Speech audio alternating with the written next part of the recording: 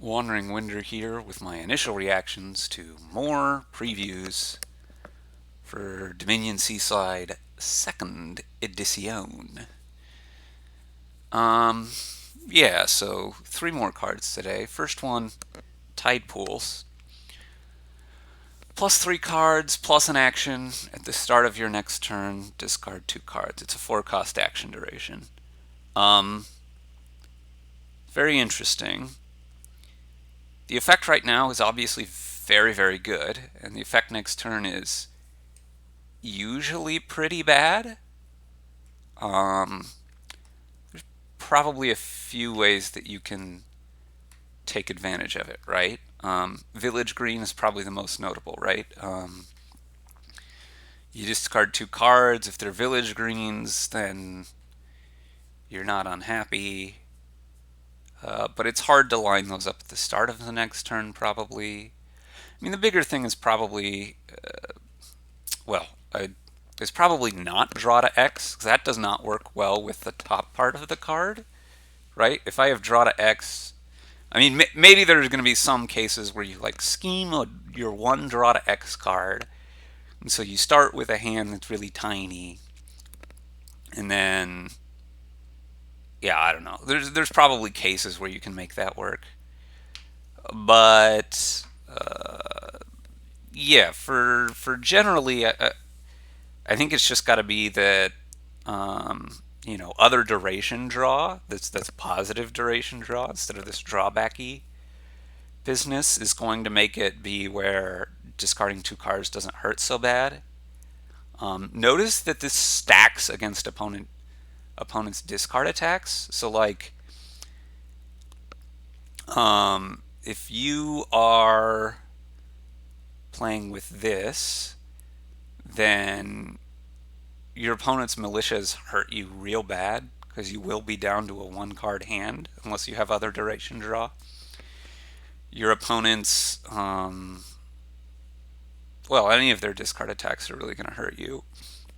Cathedral seems bad with this because you have to trash a card and discard two cards. So, like, you're going to need something in those cases. And then the bigger thing is probably just that you can't stack too many of these, right? Or you're just going to have. I mean, I guess you could take like 5 of these and you play them all on the same turn, and then on your opposite turns you do nothing. So maybe that's another potential combo, like Outpost. So you're just not going to do anything on your Outpost turn, but that's fine because you can only discard the 3 cards you have. And so if you've played 4 of these, that negates the drawback somewhat. Or maybe Mission, right? The end of your turn, you buy a mission. Your mission turn you just use to get around the drawback of this. Or Voyage, right? Oh, I can only play 3 cards from my hand. Who cares, right? So some of these extra turn things could work. Hey, it's the every card gets discussed in the context of possession part. So theoretically, if you did this, oh, your opponent possessing you doesn't hurt you so bad because it actually helps you. But this is actually probably a really bad card when possession is around because your opponent won't possess you if you're not going to have any turn.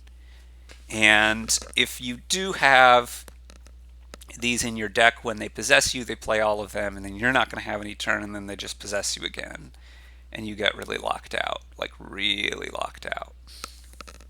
Anyway, yeah, there's going to be spots for this. In general, how do I like just taking 1 copy of this, right?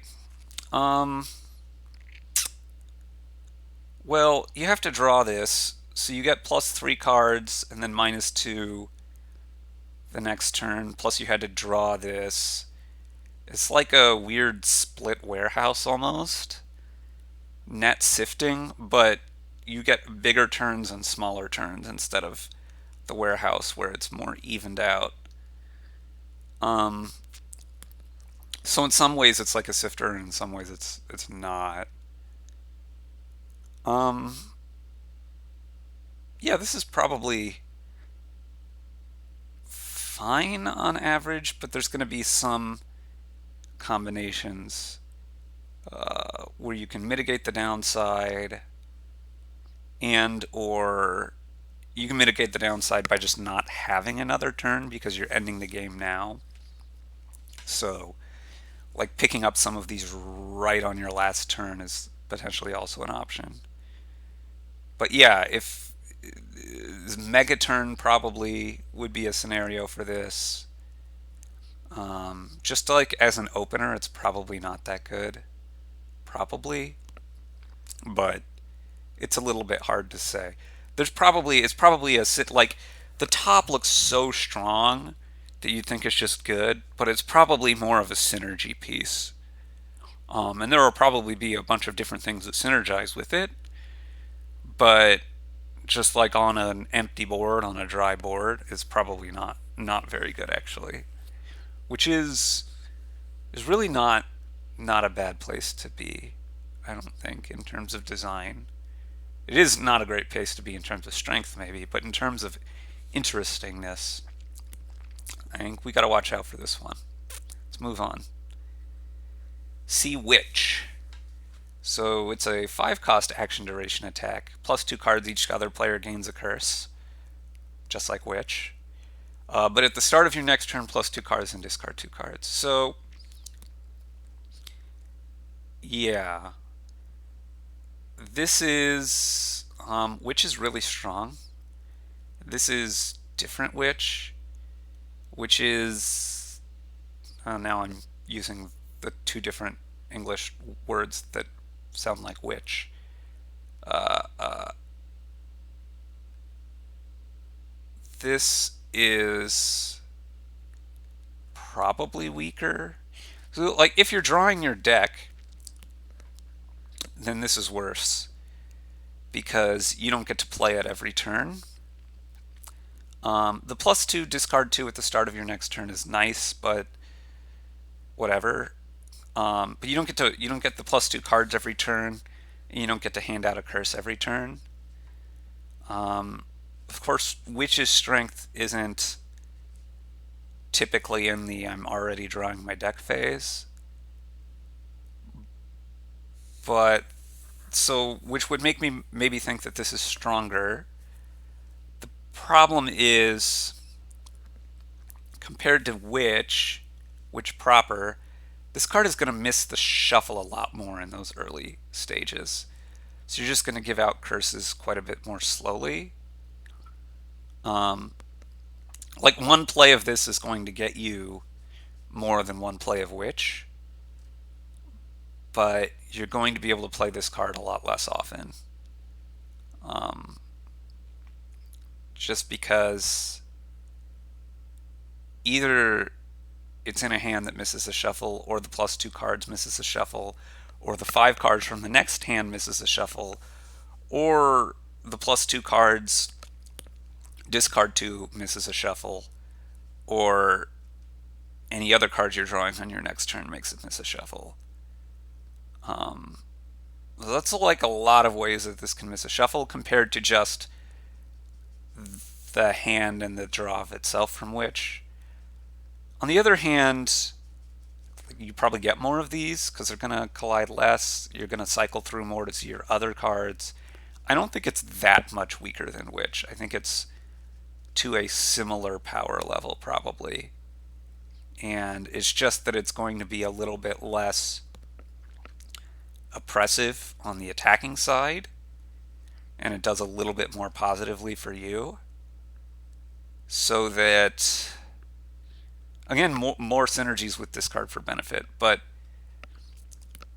yeah, I think it's going to end up being probably a little bit weaker than Witch, but not a ton weaker. It's just that it's going to clog up decks a little bit less, be a little bit less of an attacky card. Yeah, looks very strong, very strong. Let's move on to. I need to do something here to make this show up. Okay, C chart. 3-cost action, plus a card, plus an action. Reveal the top card of your deck. If you have a copy of it in play, put it into your hand.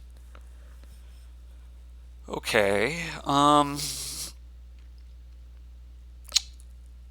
so this is We have a million of these cantrips that sometimes draw a card. Vagrant, Will-O-Wisp, Wishing Well, etc., etc. Um, you have to have a copy of the thing in play, which means this is like pretty awful early most of the time, um, because you're not gonna have other stuff. What about getting just a stack of all these, right? You just go C chart, C chart, C chart, C chart, C chart, C chart, C chart, C chart. Um, so it's gonna be pretty bad on turns 3 and 4 because you're only gonna have like a 1 in 11 chance to hit. That's pretty bad, and it would make you miss a shuffle. Turn 3. Um, let's see. By the time you have like 6 of these in your deck, each one would be, or like the first one you play in a turn at least, would be on average like a 1/3 chance to hit. That's pretty bad. Um, like you're much more likely to hit with Wishing Well, and you're even more likely to hit with Vagrant. Okay, you're not more likely to hit with Vagrant, but you've gotten 5 of these, and like your first Vagrant is almost as likely to hit as that. Okay, the Vagrants get worse over time, and these probably get better, but it's still not exciting. Vagrant's like pretty measly bad. Um, a lot worse to hit than Will-O-Wisp. But yeah, I mean, later in the game, if you have a bunch of thinning, maybe if you've got like Storyteller, because you can play a copper with it, that would help this because it lets us draw coppers. Later in the game, you've thinned out your initial starting cards, so you have other cantrips and stuff. And you can play this later. Maybe. Maybe it gets good in those situations. But at that point, like, when do you pick this up? Right? Do you pick this up? It's hard to think you pick it up early because it's just going to do so little. But after you've gotten to the point where you're drawing more, it's because you have these other cards, and don't you want more of those other cards? I don't know. There's probably situations where that's not true. And maybe this is like a nice, cheap supplemental card to add when you're greening. So, like, oh, I've built my draw with other stuff, built my deck with other stuff, but now I'm about to be greening, and this can be lab-ish then. I still think it's going to miss like a decent amount of the time. Like, you draw in your opening hand, you have to play it early because you're looking for a village or something. Yeah, I still don't think this is that strong. Although, like, yeah, it's going to be stronger than Pearl Diver, and there's going to be spots for it. But I don't think it's going to be super strong on average. I mean, yeah, like probably stronger than Pearl Diver. Do I even think it's as strong as Wishing Well, which I don't have a particularly high opinion of? Yeah, it's probably stronger than Wishing Well, just not early. Like, Wishing Well is better early, and this is going to be better later. So a nice contract for a nice little weak card. So yeah, overall today, I think Sea Chart is kind of weak but situationally good. Sea Witch is strong, and Tide Pools is, yeah, very situational but potentially very strong. Um, Another batch of interesting cards. Tell me what you think in the comments. Are there synergies, combos, whatever that I'm not talking about? Let me know. And I think we're back tomorrow with more previews. Thanks for watching.